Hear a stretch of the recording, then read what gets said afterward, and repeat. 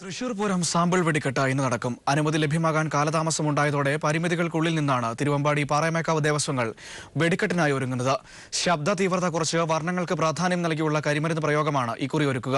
തൃശൂരിലെത്തിയ കേന്ദ്ര സംഘം പൂരം സംഘാടകർക്കും ജില്ലാ ഭരണകൂടത്തിനും ദുരന്ത നിവാരണ പരിശീലനം നൽകി. നിയന്ത്രണങ്ങൾക്ക് വിധേയമായി കർശന നിരീക്ഷണത്തിലാണ് ഇക്കുറി തൃശൂർ പൂരം സാമ്പിൾ വെടിക്കെട്ട് നടക്കുക. അമിട്ട്, കുഴിമിന്നൽ, ഗുണ്ട് എന്നിവയുടെ വലിപ്പത്തിലും തീവ്രതയിലും നിബന്ധനകൾ കർശനമാക്കിയതോടെ കരാറുകാർ സൂക്ഷ്മതയോടെയാണ് നിർമ്മാണം ആരംഭിച്ചത്. കേന്ദ്ര എക്സ്പ്ലോസീവ് വിഭാഗത്തിന്റെ നിർദ്ദേശങ്ങൾ പൂർണ്ണമായും പാലിച്ചാണ് തിരുവമ്പാടി പാറമേക്കാവ് ദേവസ്വങ്ങൾ വെടിക്കോപ്പുകൾ ഒരുക്കുന്നത്. 8 ഇഞ്ച് വ്യാസത്തിന് താഴെയാണ് എല്ലാ ഇനങ്ങളും.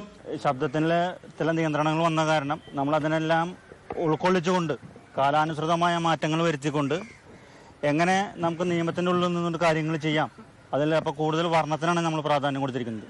ഡൈനാമിറ്റിന്റെയും നിരോധിത രാസവസ്തുവായ പൊട്ടാസ്യം ക്ലോറേറ്റിന്റെയും ഉപയോഗം തടഞ്ഞ സുരക്ഷിതമായി വെടിക്കെട്ടൊരുക്കാൻ കേന്ദ്ര സംഘത്തിന്റെയും നിരീക്ഷണമുണ്ടാകും.